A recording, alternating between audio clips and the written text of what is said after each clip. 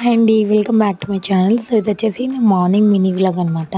So, చాలా days తర్వాత ఈరోజైతే పాలు తాగాలి అనిపించింది. అందుకనేసి ఈ బన్ అయితే తెచ్చుకున్నాను. ఇదైతే బేకరీలో 10 రూపీస్‌కి ఒకటి, 20 రూపీస్‌కి 2 అయితే ఇచ్చారనమాట. ప్యాక్‌లో అయితే 2 ఉంటాయి. సో, చిన్నప్పుడు ఇదే బన్ అయితే 1 రూపీకి తీసుకొని తినేవాళ్ళం.